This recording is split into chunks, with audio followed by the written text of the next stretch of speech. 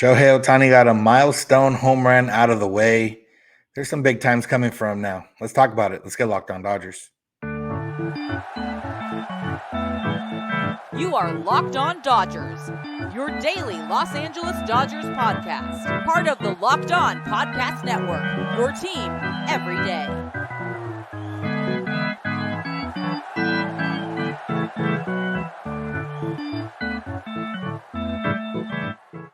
Yo, Dodger fans. Welcome to Locked On Dodgers. We are part of the Locked On Podcast Network, the #1 local sports daily podcast network. Locked On, your team every day.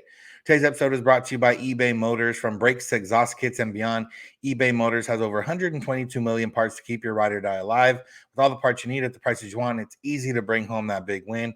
Keep your ride or die alive at ebaymotors.com. Eligible items only. Exclusions apply. eBay guaranteed fit. Only available to U.S. customers. This is the daily podcast covering the Los Angeles Dodgers. Bringing you the smart fans perspective on our boys in blue. You can find us wherever you find podcasts and on YouTube simply by searching for Locked On Dodgers. And if you want to become an everydayer, all you have to start doing is listening or watching every day, which can be made easier by subscribing and get notified when episodes are ready for you. If this is your first time listening or watching, welcome. My name is Vince Samperio. That's Jeff Snyder, my co-host.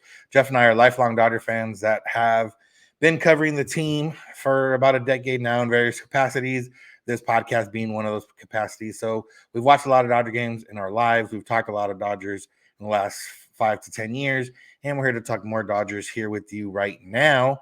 Hopefully, smart and knowledgeable, or at the very least, you get something out of it. If it makes you feel positive or negative, how you want to feel. So we're here to do that today. And Jeff, at the very least, we've talked about how to win and how to lose a series. How to lose a series is definitely the best when you win the last game, I guess. Yeah, especially when you win 10-0. Like, I mean, an angry win, a win that you can at least hope is setting momentum going forward. There's a lot of, a 10-0 win on Sunday makes you feel a lot better about the weekend, even if overall the weekend still, kind of sucked. Yeah, it shows you what the offense can do, and what we've kind of expected and wanted it to do hasn't necessarily happened. They did lose the series. It was, not fun for the first two games.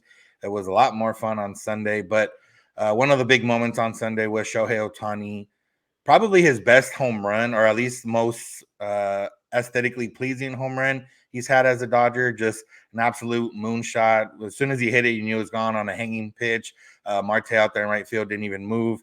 A little bit more than halfway up the pavilion.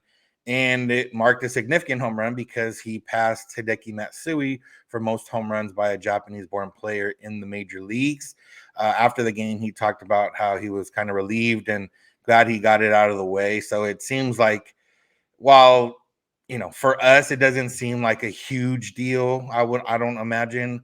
But for somebody that is Japanese, and for him specifically, it was a huge deal passing somebody, especially Matsui, who's revered, in Japan. And, maybe it was weighing on him. Maybe he was pressing a little bit, seeing the new ball switched out every time when he comes to the plate, might be slightly jarring in a sense of, okay, I want to hit a home run. And he had been not struggling crazily the last week or so, but he hadn't been putting the ball how he was the few games before that.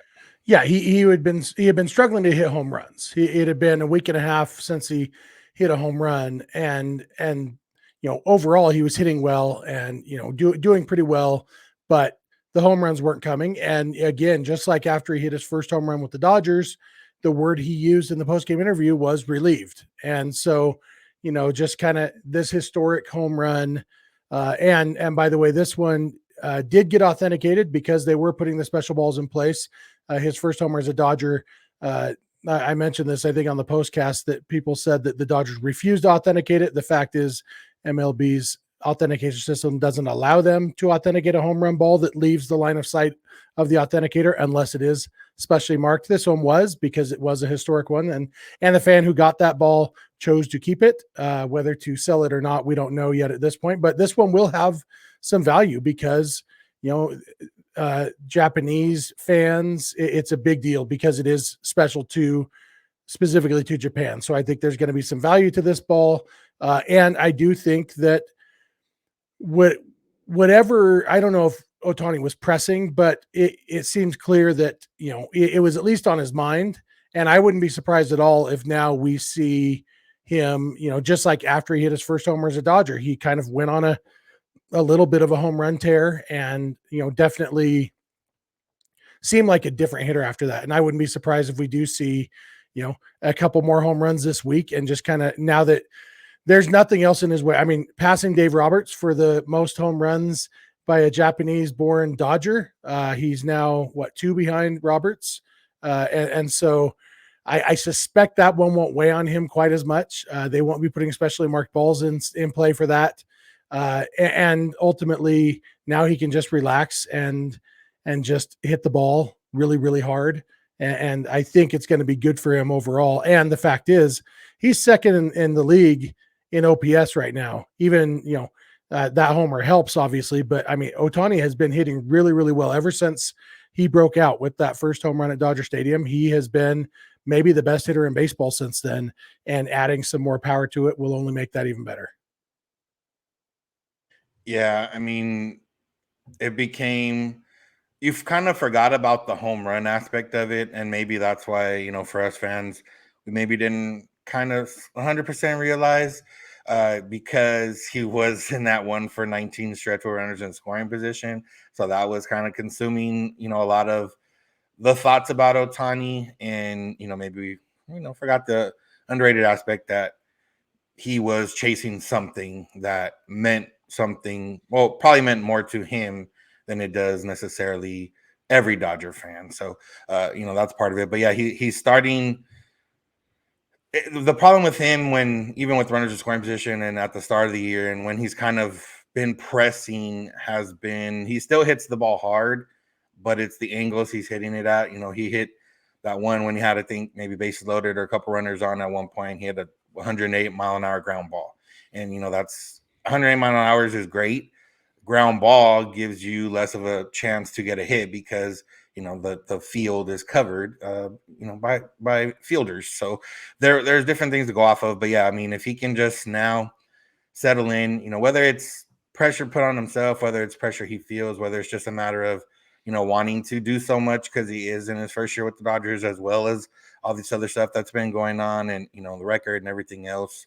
I think it doesn't help because, like, you think like, oh, the Dodgers can give Ohtani time to relax. He doesn't feel like he has to do everything like he's maybe felt in years past with the Angels. But then the Dodgers haven't really helped him out in that sense the last few weeks, because they haven't really been winning and haven't been scoring as much. And, he has had a little bit more pressure on them. But hopefully all that goes away. They get on the road. They go away from Dodger Stadium. He can relax a little bit, and we'll see a tear coming soon. Yeah, and he did have a couple hits this weekend with runners in scoring position. So hopefully that narrative is on its way to going away. Just like he was having a rough season, and then a week and a half later, he was one of the best hitters in baseball. I wouldn't be surprised at all if, by a month from now, his overall numbers with runners in scoring position look really good, because, he's been good with runners in scoring position throughout his career, and he's a very good hitter. So I think all of that, I guess the only point of lingering concern would be if he was pressing, trying to hit that first homer as a Dodger and trying to pass Matsui, can he get past that in the next 5 months so that his first postseason at bat isn't pressing, and I do think there's plenty of time. And as he, plays for a winning team for the first time ever, and actually gets excited to go to the playoffs, I'm hoping that by the time that comes around, he will just be so excited that it won't be, and the rest of the team will be clicking and all that, so that he can just go up and say, what, we're the big four and we're here to dominate, and not feel like I have to do it all. Yeah, that gives me hope is, World Baseball Classic. We'll always go back to that because that's the most intense baseball he's played, other than probably the big high school tournament in Japan when he was back in high school. So, and he performed well there and in big moments and in key spots. So, again, there's precedence for him in that regard, but again, we will never really know, and we'll just have to wait. But these two homers were personal accomplishments rather than team accomplishments. So I think, if we're gonna look for a difference, that's the difference. That being in a new situation as a team he's done that and done fine. It's the personal accomplishments that maybe, can wear on him, but even that, I expect him to get past that too. Yeah, the next great performance from Sunday came from Tyler Glasnow. 8 shutout innings, 10 strikeouts. We'll talk about that and what the elite starting pitching does to the rest of the team. So make sure to keep it locked on Dodgers. Today's episode is brought to you by eBay Motors. Passion, drive, and patience. The formula for winning championships is also what keeps your ride or die alive. eBay Motors has everything you need to maintain your vehicle and level it up to peak performance. Superchargers, roof racks, exhaust kits, LED headlights, and more. Whether you're into speed, power, or style, eBay Motors has you covered. With over 122 million parts for your number one ride or die, you'll always find exactly what you're looking for. And with eBay Guaranteed Fit, your part is guaranteed to fit your ride every time or your money back. Because with eBay Motors, you're burning rubber, not cash. With all the parts you need at the prices you want, it's easy to make your car the MVP and bring home huge wins. Keep your ride or die alive at ebaymotors.com. Eligible items only. Exclusions apply. eBay Guaranteed Fit, only available to U.S. customers. This episode is also brought to you by Monopoly Go. We've all been there, either as a player or fan. It's halftime or in the middle of the game if you're watching baseball, and the scoreboard is not looking great. You're feeling low, not sure your team can pull out a win. That's when you dig deep, lift your head up, and say to yourself, time to get back in the game. Pull off some bank heists and take as much of my friend's money as I possibly can. That's right, Monopoly Go, the smash hit mobile game, lets you compete with your friends to get the most riches and the biggest empire. It's the Monopoly you love, but on your phone anytime, with tons of new twists, including leaderboards to compare your progress to your buddies. Multiple boards. You can make your friends bankrupt by smashing their landmarks with the wrecking ball. You can charge other players rent for your iconic properties. You can even work with friends to crack open community chests and in tournaments to get extra rewards and climb the leaderboard. So get back out there and put your game face on and download Monopoly Go now, free on the App Store or Google Play. I want to thank you for making Locked On Dodgers your first listen of the day. Make sure to find us where you find podcasts and on YouTube. All you got to do is search for Locked On Dodgers. You can become an everydayer by listening or watching every day. And remember, you can go check out Locked On Sports Today, a free 24/7 sports streaming channel program for you to bring you every day the biggest stories without all the screaming. Brought to you by the Locked On Podcast Network, your team every day. Locked On Sports Today brings you can't-miss analysis, opinions, and news, streaming 24/7 on YouTube or the free Amazon Fire TV channels app. If you're only interested in LA sports, you can also go to Locked On Sports Los Angeles, also on YouTube. All right, Jeff. So Tyler Glasnow, his last start before Sunday was not great, and we talked about it and how he had been feeling a little bit under the weather, and we both said, don't want to make excuses for him. He didn't make any excuses for himself, but we're hoping that was actually the case of why he maybe didn't perform as well, because his other 3 starts had been great. And it's very much possible that is one reason he didn't perform as well, because on Sunday he shut down the Mets, who had been Mets offense, which had been annoyingly good against the Dodgers on Friday and Saturday. He shut them down for 8 innings, the first time a Dodgers starting pitcher went into the 8th inning since Kershaw in 2022, I believe, late 2022 or July. Whatever it was, July, almost 2 years. So, yeah, and obviously we can talk about him first, but then we can get into what that means for the offense, what that means for the bullpen, what that means just generally when you get really good starting pitching. Yeah, Glasnow was outstanding, and it made so much sense that once we found out that he was sick at his last start, like we said then, unless he has a couple healthy clunkers too, it just, when there's an explanation that explains what you saw with your eyes, it makes sense to assume that's the explanation. And we got a couple of people calling us out for making excuses for him, and it is a fine line between excuses and explanations. But the fact is, sometimes you are sick, and sometimes when you're sick, you don't perform as well. And so what we saw on Sunday was a healthy Glasnow, and he looked awesome, and he was strong. His pitch count was under control. He went 8 innings. I guess, maybe a conversation to be had about whether they should have taken him out. I was a big fan of him going 8 innings, because now the only reliever the Dodgers had to use was Nick Ramirez. Is that his name? Nick Ramirez, right?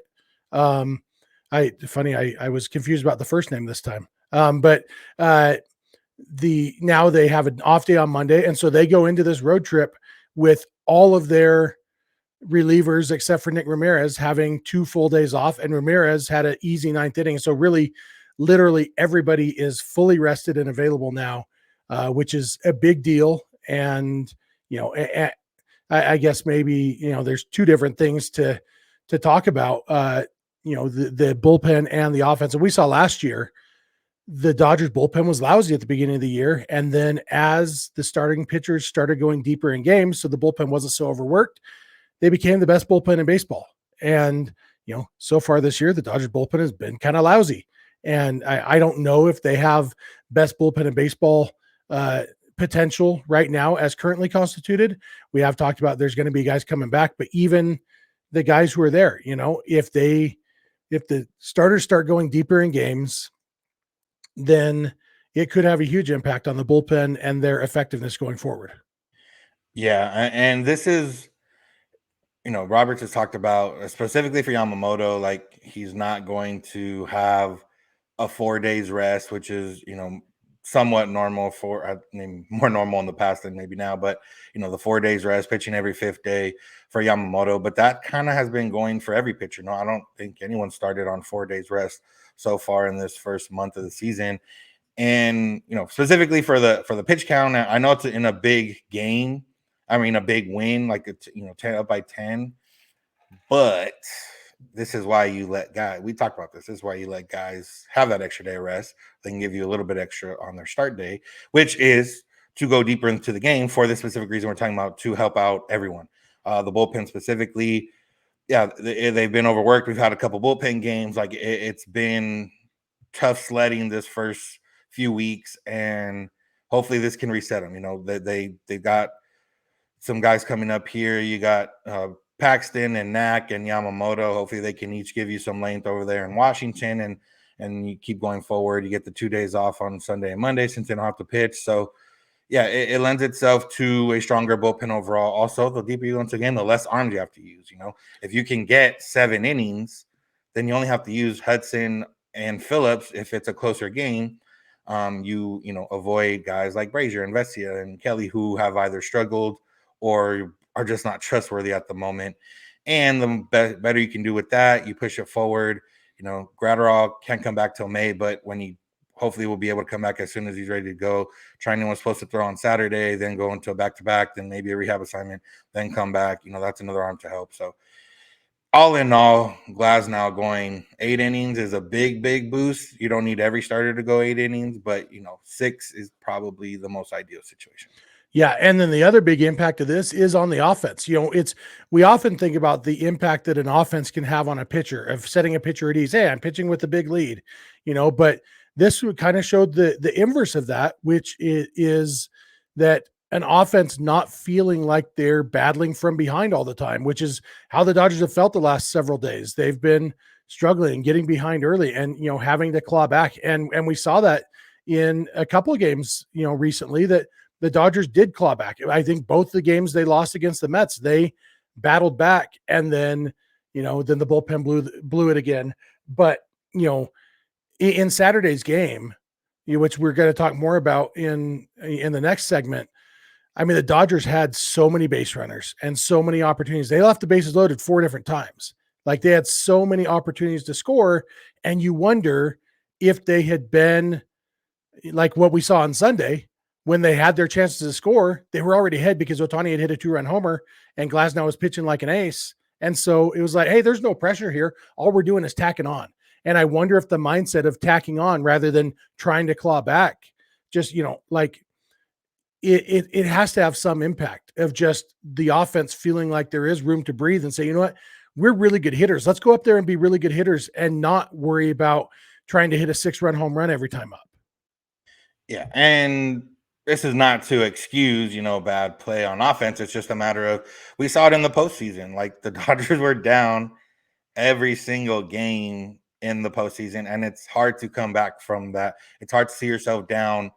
What was the first inning of game 1? 8 or 9 runs or whatever. Yeah, it was a It's lot of hard to see runs. that for I sure. blocked that game out of my mind. Yeah, it's hard to say that. It's hard to even see, 4 runs or whatever the case is. And again, the offense is good enough to overcome that. We've seen the offense come back from big deficits. We've seen the offense, score in first and lead the entire way and continue to tack on. But if everyone's pulling in the same direction, the starting pitching is doing well, then the offense, can do well. And then that makes the job on the bullpen easier because you're not coming into a 1-run game where every pitch matters. You have a little bit more room to breathe. So everybody can collectively help each other by just being better, which is what they haven't done these last 4 series now. And they've hit a little bit of a struggle, but they march on. All you can do is move forward. And, that's what they're going to do. Yeah. And a lot more to talk about the offense this weekend for sure. Yeah, offense is coming up. Saturday's game, not fun. Friday's game, not as fun. And it shows a disturbing trend that hopefully can change. So make sure to keep it locked on Dodgers. Today's episode is brought to you by FanDuel. It's playoff time in the NBA and NHL. Baseball is in full swing, and FanDuel is your place to bet on every game. Right now, new customers get $150 in bonus bets guaranteed. That's $150 win or lose. All you have to do is go download the FanDuel app, deposit some money, put a bet down, and just $5. If that bet wins or loses, it doesn't matter. You're going to get $150 in bonus bets to put down more on NBA playoffs, NHL playoffs, baseball season. There's a lot going on. Even the NFL draft, I think this week you can probably put some wagers on. So there's a lot to get into. So go check out the FanDuel app right now. Bet on everything from slap shots to home runs to slam dunks, all on an app that's safe, secure, and easy to use. There's no reason to wait. Go to FanDuel.com/lockedon and make your first bet an automatic win. FanDuel, America's #1 sportsbook. We want to thank you for making Locked On Dodgers your first listen of the day. Make sure to become an everydayer by listening or watching every day. Make sure to tell your friends and family about us. And remember, you can always go beyond the podcast. If you go to joinsubtext.com/LockedOnDodgers, you can get text directly from us. You can text back directly to us. Get all the news updates and thoughts and reactions to things that happen during the week, during the day, and anything else that comes your way. I finally got to send a couple of things when I was at the Dodger game the other day, Kershaw throwing and stuff like that. So there'll be more of that to come as well. So go to joinsubtext.com/LockedOnDodgers and become a Locked On Dodgers insider. All right, Jeff, heading into Sunday's game, some numbers for the Dodger offense. A National League leading 221 strikeouts through 23 games, including an MLB leading 69 strikeouts with runners in scoring position. And a handful of those strikeouts came specifically in Saturday's game when the Dodgers had the bases loaded more than a few times. And the offense did not come through in a majority of those times. And I think after Saturday, everyone might have been, maybe one of the downest points of the season. Obviously, that's the closest they've been to 500. And just based on everything else, clinched another losing series and everything else. And we've talked about the Dodgers sacrificing contact for power, which is fine if that power is coming, but there's been no power and a lot of strikeouts and runners scoring position strikeouts. So it's been tough to watch. Yeah. And that's why I was so why it hit me so hard on Sunday, like how much more at ease they might be playing with the lead than trying to claw back if it just was wearing on them mentally, because, but also you do have guys who strike out a lot, and you have to have situations there. Like when you have a runner on third and one out, you've got to put the ball in play. And I know that's easier said than done because these are really good pitchers that you're going up against. As the saying goes, they drive nice cars too. But so it's not like I expect them to never strike out with runners in scoring position, but the rate, it's like, it seems to be a bigger issue. But even that could be a slump. I mean, contact slumps too. It's not like the best contact hitters never strike out, even, so it could be a slump. And when we look at Saturday had kind of a 2018 feel to it. Like you remember our podcast in 2018 on our old podcast, like we talked a lot about the fact that the Dodgers should have a better record than they do right now. The Dodgers should be scoring more runs because they're getting so many guys on and they're just not getting them in. And ultimately that did even out eventually. And the Dodgers went to the World Series that year once the things started clicking. And so, like, honestly, as frustrating as Saturday's game was, it also, like, one of my main thoughts was, well, I will take loading the bases in 4 different innings and trust that the offense is going to come through more often than they did on Saturday. I think that if they do that 100 games, they're going to come through in, 75 of those games. And we'll still be really frustrated about the other 25 games, but ultimately getting guys on base is good. And it may, like we talked about the other day, it may come to where you do have to split up Teoscar and Muncy in the lineup if they both keep striking out a ton. And then, you've got Pai has an Outman and Chris Taylor's in the lineup. There's a lot of swing and miss there in the bottom part of that lineup. And there may not be ways to really split up all of them because I don't think it's worth splitting up the big four just to break up your strikeouts, because then you're just moving your strikeouts up in the lineup. But overall, I don't know. I feel like they have to get better and have to do a little bit better job of putting the bat on the ball when they need to. Yeah, and that's, we had the pessimism, optimism episode last week to end the week. And a lot of it, of optimism, is just these guys should be better